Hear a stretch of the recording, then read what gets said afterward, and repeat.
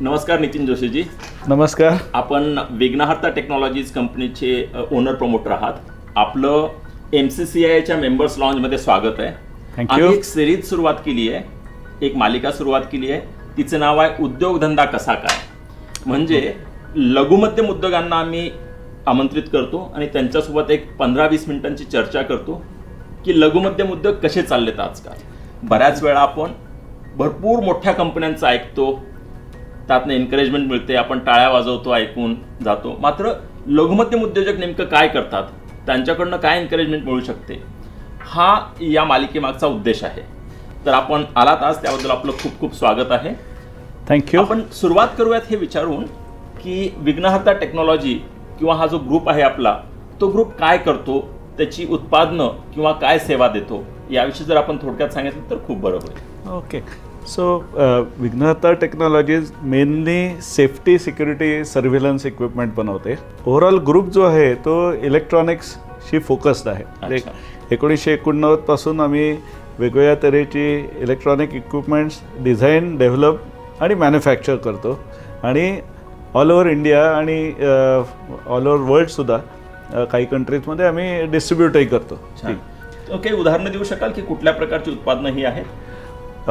माझी जी पहिली कंपनी आहे सॅन टेलिक्विप, ती बऱ्याच लोकांना माहिती असेल पुण्यातल्या, की आम्ही तिथे इंटरफेस कम्युनिकेशन प्रॉडक्ट्स बनवतो. म्हणजे प्रोटोकॉल कन्व्हर्टर्स आहेत, इंटरफेस कन्व्हर्टर्स आणि प्रोटोकॉल गेटवे. आणि जवळजवळ प्रत्येक मल्टीनॅशनल बिल्डिंग मॅनेजमेंट सिस्टीम्स आणि इंडस्ट्रियल ऑटोमेशनमधल्या कंपनीला आम्ही विकतो. म्हणजे अगदी हनीवेल, सिमेन्स, योकोहामा, अल्स्टॉम सारख्या मोठ्या कंपन्या आमचे कस्टमर्स आहेत. छान. तर तुम्ही सुरुवात केली 1989 साली. ही फर्स्ट जनरेशन कंपनी आहे. येस. आणि ही सुरुवात करताना तुम्हाला काय भावना होत्या किंवा का करावी वाटली ही सुरुवात? तुमचं बॅकग्राऊंड होतं म्हणून की तुम्हाला कुठला कस्टमर मिळाला म्हणून, की सुरुवातीच्या विषयी तुम्ही बोलाल थोडक्यात? थोडीशी बॅकग्राऊंड अशी की माझ्या वडिलांचा एक वेगळा बिझनेस होता आणि त्यामुळे शाळेपासून माझ्या डोक्यात होतं की आपणही आपला कुठला तरी बिझनेस करायचा. तर IIT बॉम्बेमध्ये माझा पार्टनर, जो जवळजवळ 32 वर्ष पार्टनर होता, आनंद गोखले, तो तिथे भेटला आणि आम्ही म्हटलं आपण करूया चालू. IIT नंतर आम्ही लगेचच सुरुवात केली. म्हणजे इंजिनिअरिंग पोस्ट ग्रॅज्युएशन संपल्या तुम्ही पोस्ट ग्रॅज्युएशन तुमचं इलेक्ट्रॉनिक्समध्ये, त्यामुळे तुम्ही विचार केला की या क्षेत्रामध्ये आपण काहीतरी करूयात. खूप छान. आता मागच्या 30 वर्षाचा जर इतिहास पाहिला तर सध्या कंपनीचं टर्नओव्हर साधारणतः काय आहे आपल्या? साधारण 60 कोटी आमचा ग्रुपचा टर्नओव्हर. ही इंटरेस्टिंग बाब आहे ना. म्हणजे इंजिनिअरिंग कॉलेजमधले बाहेर निघालेल्या 2 विद्यार्थ्यांनी एकत्र यायचं, एखादी कंपनी सुरुवात करायची आणि ते 30 वर्षात 60 कोटीपर्यंत न्यायची, असा हा प्रवास आहे. मागच्या 2-4 वर्षात जर पाहिलं तर काय आपली ग्रोथ होती आहे, किती टक्क्यांनी ग्रोथ होती असं वाटतंय? आम्ही तसे फॉर्च्युनेट म्हणायला पाहिजे, कारण पॅन्डेमिकमध्ये सुद्धा आमच्या कंपन्यांची चांगली ग्रोथ झाली. साधारणपणे आम्ही 30% ग्रो होतो आहे इयर ऑन इयर गेले 3-4 वर्ष. त्याच्या आधी काही स्टॅग्नेशनची वर्ष आलेली आहेत तितक्या वर्षांमध्ये. पण आय थिंक मला असं वाटतं की तुम्ही जर प्रॉपर स्ट्रॅटेजाइज केलं तर नक्की. पुढली 2-3 वर्ष कशी दिसत आहेत? ग्रोथ कशी दिसते तुम्हाला? कमी दिसतेय की अराउंड 20-30% दिसते, की खूप कमी दिसते, की ॲव्हरेज कशी आहे ती? मला असं वाटतं दिस विल कंटिन्यू. असं एक पुढचे 4 ते 5 वर्ष भारताची आहेत असं मला वाटतं आहे. Looking at the response which we are getting for make in India. म्हणजे आम्ही नुकतीच नोव्हेंबर-डिसेंबरमध्ये नवीन फॅक्टरी कन्स्ट्रक्ट केली. शिरवळच्या जवळ विंग म्हणून गाव आहे, तिथे 27,000 स्क्वेअर फीट फॅक्टरी कन्स्ट्रक्ट केली with state of the art EMS line, electronic मॅन्युफॅक्चरिंगची जी लाईन असते ऑटोमेटेड CNC बेस, तर ती आम्ही केली एस्टॅब्लिश. आणि ती झाल्यानंतर मला बऱ्याच परदेशी कंपन्या विचारतात की तुम्ही आमच्यासाठी प्रॉडक्ट डेव्हलप करा, आणि काही ऑर्डर्सही आल्यात. म्हणजे प्रॉडक्ट डेव्हलप करा, मॅन्युफॅक्चर करा. So this is apart from our standard products. Got it. मागच्या जर 2-3 वर्षाचं पाहिलं आपण, जर म्हणलात की 20-30% ही ग्रोथ होतीये, पुढले 4-1 वर्ष चालेल, तर नेमकं काय बदल घडतोय आणि नेमकं काय बदललंय ज्यामुळे की ही ग्रोथ तुम्हाला मागच्या 3 वर्षात दिसली आणि पुढले 3-4 वर्ष दिसेल असं वाटतं? फार मार्मिक आणि छान प्रश्न वाटतोय मला हा. कारण असं आहे की भारताने मॅन्युफॅक्चरिंगवर फारसा कधी फोकस केला नव्हता. बरीच कारणं होती त्याला, की बरेच रिस्ट्रिक्शन्स होती आपल्यावरती. आजही मॅन्युफॅक्चरिंगचा शेअर आपल्या जीडीपी मध्ये हा 17% आहे. खूप कमी आहे, हे दुर्दैव आहे, खूप कमी आहे. आणि बऱ्याच वर्षापासून आपण बोलतोय की तो 25% घेऊन जायचा आहे, पण तो आणखी नाही आहे. तो नाही आहे. आणि काय झालं, आपल्याकडे आय टी इंडस्ट्रीची ग्रोथ झाल्यामुळे जी चांगली मॅनपॉवर होती, टॅलेंटेड मॅनपॉवर होती, ती जास्तीत जास्त आय टीकडे गेली. आणि आजही तुम्ही जर पाहिलं गेलं तर इंजिनिअरिंग कॉलेजेसमध्ये जी टॅलेंटेड आहेत सगळे आय टीकडे जातात. कोणाला कोर एरियात यायचं नाही आहे. अनफॉर्च्युनेटली ती चांगली गोष्ट नाही आहे. म्हणजे मुलांनी कोर एरियात यायला पाहिजे. इलेक्ट्रॉनिक्ससारख्या actual embedded system, hardware development, या मॅन्युफॅक्चरिंग याच्यात एक्सपर्टाईज यायला पाहिजे. गेल्या काही वर्षामध्ये जो मला बदल दिसतोय तो म्हणजे कंट्रोल्स कमी केले आहेत. बरोबर. सेंट्रल गव्हर्नमेंटनी काही चांगल्या स्कीम्स काढल्या आहेत. म्हणजे PLI स्कीम आहे उदाहरणार्थ, किंवा आता सेमीकंडक्टर्स भारतामध्ये जरी गेले 40 ते 50 वर्ष काही ना काहीतरी घडत असलं तरी we are zero even today. Today तर त्याच्यासाठी स्कीम आलेली आहे. आणि त्याच्यामुळे भारतामध्ये नक्की स्कोप खूप आहे. आणि एक मेजर फरक मला असा वाटतोय की बऱ्याचशा बाहेरच्या ज्या कंपन्या आहेत, म्हणजे एस्पेशली वेस्टमधल्या किंवा इव्हन जपान वगैरे आहे, ते काही कारणाने चायनाशी त्यांचे संबंध आता ताणले गेल्यामुळे ते भारताकडे नक्कीच टॅलेंटेड मॅनपॉवर आहे आपल्याकडे, त्या दृष्टीने बघतायत. आणि आपल्याकडे काय नाही आहे, जागा आहे, पाणी आहे आणि वीज आहे, काय एव्हरीथिंग इज देअर. हे खूप आनंदाची गोष्ट आहे. आपली ग्रोथ मागची 20-30% पाहता आणि पुढे अशीच चालू राहील असा जो आपला कयास आहे त्याबद्दल मला हे सांगाल की एक्सपोर्ट आपण निर्यात सुद्धा करता, कुठल्या देशांना आपण एक्सपोर्ट करता, ती कधी सुरुवात केली, किंवा एखाद्या उद्योजकांनी जे ऐकतायत हा व्हिडिओ त्यांनी एक्सपोर्ट केलेला नसेल आणि त्यांना जर एक्सपोर्ट करायचा असेल तर काय काळजी घ्यायला हवी, किंवा कसं त्यात पहिलं पाऊल टाकायला हवं? ओके, आम्ही बऱ्याच देशांमध्ये एक्सपोर्ट करत असतो. म्हणजे अगदी सुरुवातीला पहिला एक्सपोर्ट आम्ही न्यूझीलंडला केला, तो जवळजवळ 15 वर्षापूर्वी. ते प्रॉडक्ट अजूनही आम्ही एक्सपोर्ट करतो तिकडे. आणि त्याच्यानंतर कशी सुरुवात झाली, म्हणजे तुम्ही न्यूझीलंडला जाऊन पाहिलं कस्टमर्स, ती लोक इथं आली होती, सुरुवात कशी झाली? ओके, ते थोडंसं काय म्हणतात, धर्मसंयोग म्हणतात तसं होतं की एक जण आउट ऑफ द ब्ल्यू म्हणतात तसं त्याचा मला फोन आला त्यावेळी 15 वर्षापूर्वी की मला एक असं प्रॉडक्ट डेव्हलप करायचं आहे. मी नुकताच न्यूझीलंडला, तो होता अहमदाबादचा, न्यूझीलंडला सेटअप केला आहे मी, आणि मला हे प्रॉडक्ट डेव्हलप करून हवं आहे. आणि देन ही केम, वी मेट, आणि आम्ही तेव्हापासून करतो. आणि त्यावेळी बरंच म्हणजे US, UK, जर्मनी सगळ्या ठिकाणी आम्ही एक्सपोर्ट करत होतो. खूप अवघड असतं का? त्याला काय करायला लागतं त्यासाठी? एखादा उद्योजक ज्यांनी आतापर्यंत एक्सपोर्ट केलं नाही, त्याला करायचंय, तर त्याला तुम्ही काय सजेशन द्याल, त्याला काय सल्ला द्याल, तुम्ही काय करायला हवं एक्सपोर्ट करण्यासाठी? आता बऱ्याच अंशी ते प्रॉडक्टवरही अवलंबून आहे. आता आमची जी फायर सेफ्टीची प्रॉडक्ट्स आहेत ती जेव्हा आम्ही युरोपला एक्सपोर्ट करतो त्यावेळी ते अक्षरशः 50 डॉक्युमेंट्स तरी मागतात. म्हणजे प्रॉडक्ट सर्टिफिकेशन्स, नंतर तुमचं संयम असायला हवा. येस, कागदोपत्री करण्याचा किंवा डॉक्युमेंटेशन करण्याचा तो पेशन्स असायला हवा. तो पेशन्स असायला हवा. म्हणजे अगदी बारीक सारीक गोष्टी त्याच्यात एक्सपोर्ट डॉक्युमेंटेशनच्या असतात. दुसरं MCCIची तर मदत होतेच, कारण आम्ही तुमच्याकडून त्याचं ओरिजिन, सर्टिफिकेट ऑफ ओरिजिन घेतच असतो रेग्युलरली. MCCI तर्फे दरवर्षी 1600 पेक्षा जास्त कंपन्यांना सर्टिफिकेट ऑफ ओरिजिन दिलं जातं, जे की निर्यात करण्यासाठी खूप आवश्यक असतं. त्यामुळे जर तुमच्यापैकी कोणी ऐकणाऱ्यांपैकी एक्सपोर्टची तुम्हाला सुरुवात करायची असेल तर तुम्ही MCCIशी नक्की संपर्क साधू शकता आणि माझे कलिग्स तुम्हाला त्यात मदत करतील. आणि आणखीन एक महत्त्वाची मला गोष्ट सांगावी वाटते की जिथे MCCIचा खूप चांगला सहभाग आहे तो म्हणजे MCCIने इनिशिएटिव्ह घेऊन जी MECF फॅसिलिटी तयार केली. तो MCCI इलेक्ट्रॉनिक क्लस्टर फाउंडेशन, म्हणजे जिथं केंद्र सरकारने 50 कोटी दिले, राज्य सरकारने 6-7 कोटी दिले आणि आपण 10-11 कोटी त्यात इन्व्हेस्ट केली. ते मिळून एक फॅसिलिटी आहे जिथं की टेस्टिंग, मेजरमेंट, EMI, EMC अशा वेगवेगळ्या सुविधा दिल्या जातात, जेणेकरून लोकांना बँगलोर पर्यंत जायची गरज नाही. त्यामुळे वेळ आणि पैसे ह्या दोन्हींचीही बचत होते. आणि जेव्हा ही कल्पना MCCIच्या, मी इलेक्ट्रॉनिक्स कमिटीवर असल्यामुळे कमिटीमध्ये आली, तेव्हा इतकी सगळ्यांनी उचलून धरली. माझ्याही 2 कंपन्यांनी त्याच्यात कॉन्ट्रीब्युशन केलं. आज त्याची गरज किंवा महत्त्व असं आहे की एक्सपोर्ट करताना तुम्हाला जी सर्टिफिकेशन्स लागतात प्रॉडक्ट्सची, बरोबर, ते पूर्ण टेस्टिंग तिथे होऊ शकतं. Is fantastic. आपण रिअली अप्रिशिएट. खूप महत्वाचं आहे. निर्यात करण्यासाठी एकतर गुणवत्ता आपल्या ज्या उत्पादनाची खूप चांगली लागते, आपल्याला भरपूर डॉक्युमेंटेशन करण्याचा पेशन्स, तो संयम लागतो. त्यासोबतच ते डॉक्युमेंटेशन कुठनं घ्यायचं ते कळायला हवं. एक इथं पुण्यामध्ये MCCIचं ऑटो क्लस्टर आहे किंवा आता इलेक्ट्रॉनिक क्लस्टर आहे.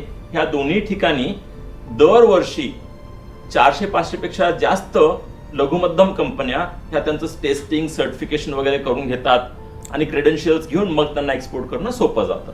हे झालं एक्सपोर्ट विषयी.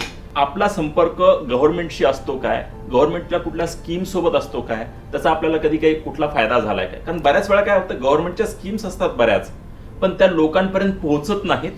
एकतर गव्हर्नमेंटची कधी मशिनरी कमी पडेल किंवा ज्यांना फायदा घ्यायचा ते सुद्धा कमी पडतात समजून घेण्यासाठी की नेमक्या त्या काय स्कीम आहेत. तर त्यामुळं अशी कुठली योजना आहे का ज्यात तुम्हाला फायदा झालाय? नक्की. म्हणजे 2008 साली आम्ही जेव्हा आमची स्वतःची बिल्डिंग, स्वतःच्या कंपनीची बिल्डिंग नागपूरला बांधली, नागपूर इलेक्ट्रॉनिक MIDC मध्ये, तर त्यावेळी प्लॉट, बिल्डिंग, मशिनरी या सगळ्यासाठी स्टेट गव्हर्नमेंटकडून आम्हाला सबसिडी मिळाली. छान.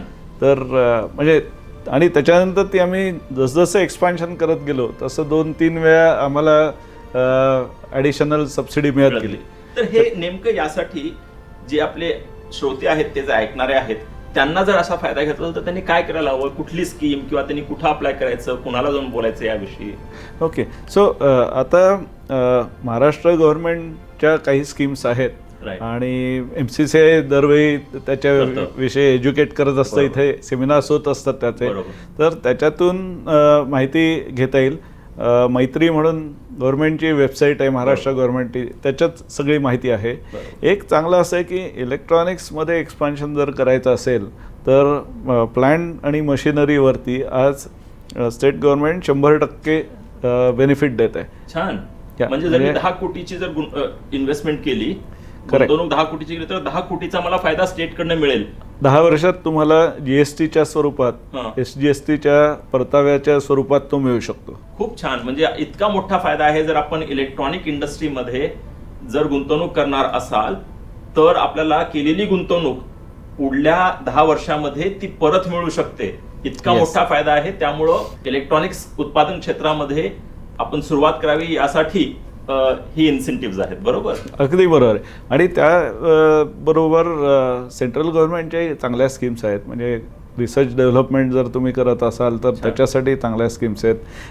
PLI स्कीम आहे इलेक्ट्रॉनिक्सच्या वेगवेगळ्या उत्पादनांसाठी, त्याचा नक्कीच फायदा घेऊ शकता. मला एक सांगाल, आपण कुठलीही संस्था जर म्हणलं तर त्या एखादी कंपनी जेव्हा असते त्या कंपनीमध्ये उत्पादन हे महत्त्वाचं, विकणं हे महत्त्वाचं, निर्यात ही महत्त्वाची, पण त्यासोबतच कंपनी इंटरनली कशी आहे हेही तितकंच महत्त्वाचं. मग त्यात HR कसं आहे, फिनान्स कसं आहे आपलं, आणि इन्फॉर्मेशन टेक्नॉलॉजी कशी आहे. इन्फॉर्मेशन टेक्नॉलॉजी म्हणून आपण कधी कुठला ERP किंवा कुठली सिस्टम इंटरनली आपण इम्प्लिमेंट केलेली आहे का? आहे. म्हणजे गेले 6 वर्ष मी ERP वापरतोय.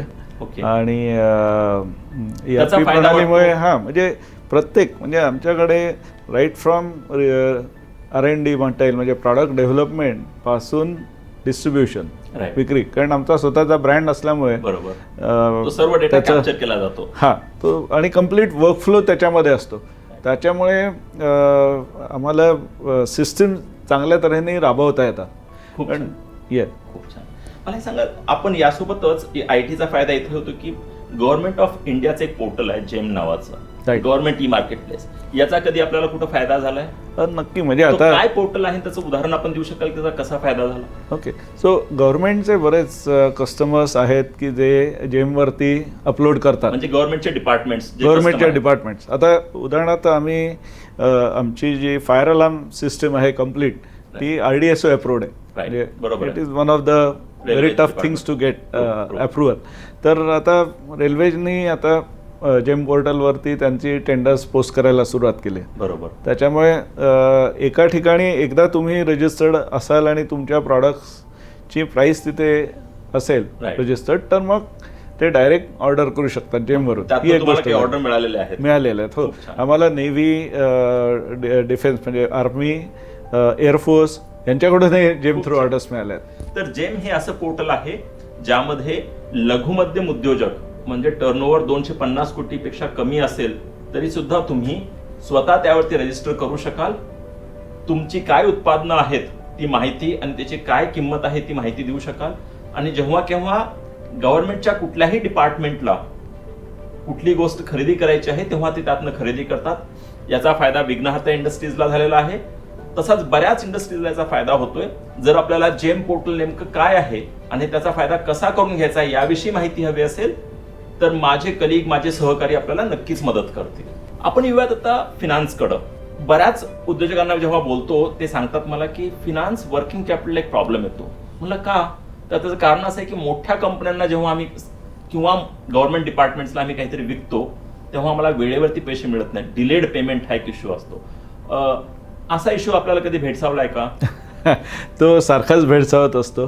कारण कसं डील करता तुम्ही त्यासोबत? हां, कारण काय होतं, जेव्हा MSME एखादी प्रॉडक्ट बनवत असते, फॉर एक्झाम्पल आम्ही जी प्रॉडक्ट्स बनवतो ती गव्हर्नमेंटला जशी जातात तशी ऑर्गनाइज सेक्टरला जातात आणि अनऑर्गनाइज सेक्टरलाही जातात. बरोबर. तर आम्हाला तिन्हीकडून तो प्रॉब्लेम कमी अधिक यांनी येत असतो. कारण मोठ्या कंपन्या किंवा गव्हर्नमेंटमध्ये कधी कधी पेपर वर्कमध्ये ते अडकवतात आणि म्हणजे सगळं क्लिअर असलं तरी त्यांच्याकडे पैसे नसले की ते अडकवतात. या सगळ्या गोष्टी होत असतात. तिसरा मुद्दा आपला आहे HR विषयीचा, म्हणजे लोक आपल्याकडे जे आहेत कामाला त्याविषयीचा. साधारणतः किती लोक आहेत? आपला 60 कोटीचा टर्नओव्हर आहे. किती लोक आहेत आपल्या कंपनीमध्ये? साधारण 225, 230 असे 200-250 लोक आहेत आपल्या कंपनीमध्ये. तर मला एक सांगा, स्किल्स, कौशल्य यात काय अडचणी येतात? म्हणजे असं कुठलं स्किल आहे का जे तुम्हाला हवं आहे मात्र सहजगत्या मार्केटमध्ये मिळत नाही किंवा अकॅडमिक इन्स्टिट्यूशन मधून मिळत नाही, असं कुठलं स्किल आहे? बरीच स्किल्स आहेत. आपण म्हणजे मी म्हटलं तसं की चांगले इलेक्ट्रॉनिक्स हार्डवेअर इंजिनियर्स खूप रेअर आहेत, मिळत नाहीत. येस, मिळत नाहीत इझिली. कारण बऱ्याचशा टॅलेंटेड मुलांना सॉफ्टवेअरमध्ये जायचं असतं, त्यामुळे अडचण ती अडचण आहे. दुसरं जे इलेक्ट्रॉनिक असेंबलर्स आहेत त्यांनाही पण आम्ही इंटरनली ट्रेनिंग देतो. आणि चांगला सांगायचा चांगली गोष्ट म्हणजे आम्ही जेव्हा नवीन फॅक्टरी चालू केली इथे भोरच्या जवळ, तर त्यावेळी आम्ही तिथे पुण्यातलेच उदय गुजर म्हणून आहेत, त्यांनी गुजर फाउंडेशन, आम्ही त्यांच्याबरोबर कोलॅबरेट केलं आणि तिथे एक इलेक्ट्रॉनिक्स असेंब्लीचा कोर्स रन केला. छान. आणि 25 लोक आम्ही ट्रेन करून आमच्याकडे घेतली. इंटरेस्टिंग बाब आहे उद्योजकांविषयी. आणि सगळ्या मुली आहेत. म्हणजे आम्ही वुमेन एम्पॉवरमेंट केली आहे. आणि हीच इंटरेस्टिंग बाब आहे ना लघु मध्यम उद्योजकांविषयी की अडचणी येतात मात्र त्या अडचणीवरती मात देण्यासाठी फार जास्त वेळ आकाशाकडे किंवा सरकारकडे न बघता स्वतःची काहीतरी सोल्युशन्स काढणं हे त्याचं चांगलं उदाहरण आहे. त्यातल्या त्यात सर्व जर मुली असतील तर खूप खूप चांगलं उदाहरण आहे हे. खूप म्हणजे याचं कौतुक करावं तितकं कमी, असं इतकं चांगलं उदाहरण आहे. थँक्यू. तर नितीनजी, आपण बऱ्याच विषयाविषयी बोललो. 1989 साली आपली कंपनी सुरुवात झाली. मागच्या 30-35 वर्षामध्ये आज 60 कोटीपर्यंत टर्नओव्हर आहे. आपण सांगितलं की मागच्या 3-4 वर्षात आणि पुढल्या 3-4 वर्षामध्ये साधारणतः 20-25-30% अशी ही ग्रोथ होतीये. आपण हे सुद्धा सांगितलं की आपण एक्सपोर्ट करता 3-4 वेगवेगळ्या देशांमध्ये किमान. त्यासोबतच गव्हर्नमेंट सोबत कसं कनेक्ट करून त्याचा फायदा घ्यायचा, MCCI सारख्या संस्थेसोबत कसं कनेक्ट करून त्याच्याशी कनेक्ट राहून त्याला फायदाही करून द्यायचा आणि त्याचाही फायदा करून घ्यायचा. यासोबतच आपण आपल्या संस्थेमध्ये इन्फॉर्मेशन टेक्नॉलॉजी कशी वापरली, आपले जे स्किल्स आहेत ते कुठले स्किल्स अपुरे आहेत, कसे डेव्हलप करायला हवेत, ही सर्व आपण आपल्याला माहिती दिलीत. आपले खूप खूप आभार. आपण इथं आलात. आपण नेहमी कनेक्ट तर राहूच MCCIच्या माध्यमातून. पण खूप खूप धन्यवाद आपण आलात आज. थँक्यू. मला एक शेवटी सांगू असं वाटतं की जनरली मराठी माणसामध्ये कसं असतं की एकतर धंदा करायचा म्हणजे मोठा क्वेश्चन मार्क असतो आणि दुसरं पार्टनरशिप नको असं असतं. पण मी नक्की सांगू शकतो म्हणजे थँक्स टू माय पार्टनर्स, म्हणजे सगळ्या पार्टनर्सनी उत्तम साथ दिली म्हणूनच एवढी प्रोग्रेस होऊ शकली. आणि आम्ही जवळजवळ गेले आता 30 वर्ष पार्टनर्स आहोत. आणि इतकी टिकू शकते आणि कुठल्याच पार्टनरबरोबर माझी पार्टनरशिप ब्रेक नाही झाली.